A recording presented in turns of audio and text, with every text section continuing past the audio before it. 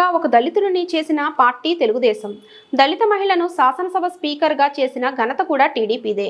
SC అయిన కాకి మాధవరావును CS చేసిన ఘనత కూడా టీడీపీదే.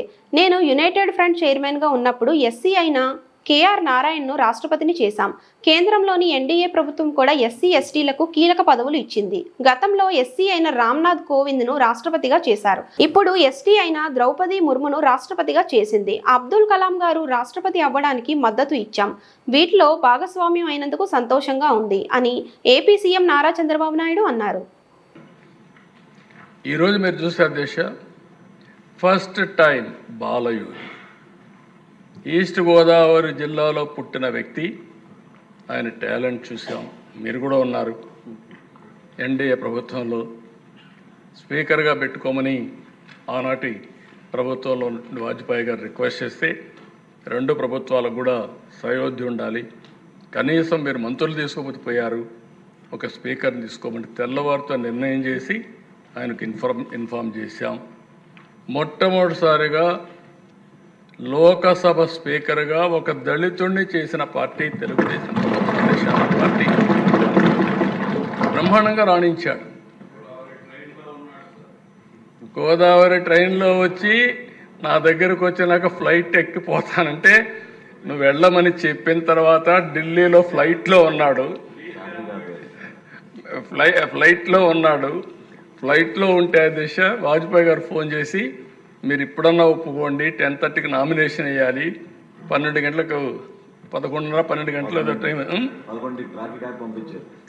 టైం కూడా అయిపోతుందంటే అప్పుడు నేను అన్నాను ఓకే నేను చెప్తానని చెప్పి మళ్ళీ ఫోన్ చేసి ఓకే అండి బాలయ్య గారికి ఇస్తున్నా అని చెప్పి బాలయ్య గారు ఫ్లైట్లో ఉంటే ఎర్రంనాయుడు గారికి ఫోన్ చేసి పిఎం గారు అని ఇది చేశారు, మీకు ట్రాఫిక్ అంతా కూడా క్లియర్ చేస్తారు, ప్రత్యేకమైన లైన్ ఇస్తారు, ఇమ్మీడియట్ దిగతానే తీసుకుపోయి నామినేషన్ వేయించమంటే ఎగ్జాక్ట్గా 5 నిమిషాలకు ముందు పోయి నామినేషన్ వేశారు అధ్యక్ష.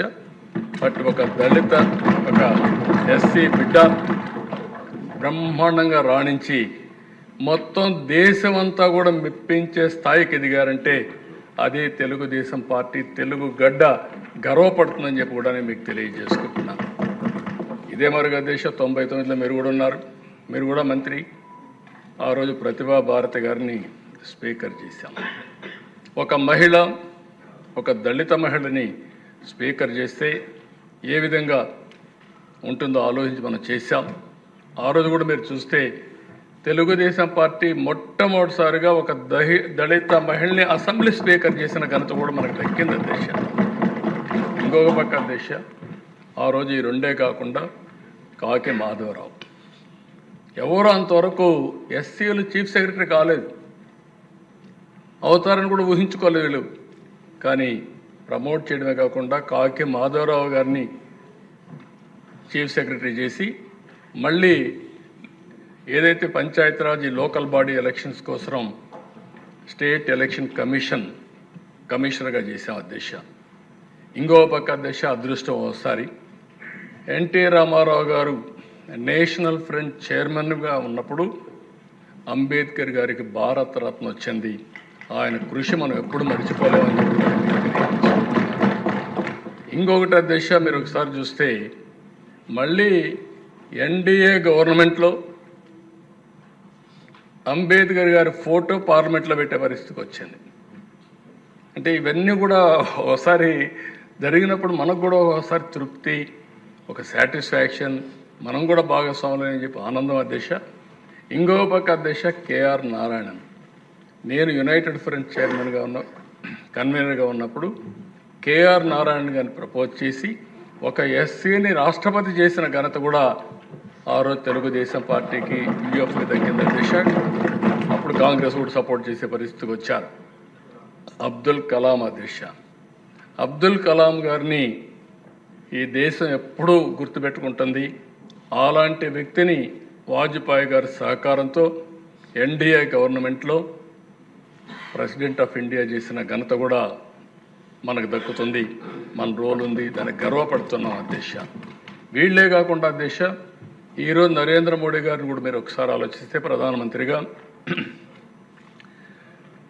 కోవింద్ గారిని ఒక షెడ్యూల్ కులానికి సంబంధించిన వ్యక్తిని ప్రెసిడెంట్ ఆఫ్ ఇండియా చేశారు. ఈరోజు దేశ రాష్ట్రపతిగా ముర్ము గారిని ఈరోజు చేసే పరిస్థితి వచ్చారు. ఇవన్నిట్లో మనం భాగస్వాములు అయిన దానికి నాకెంతో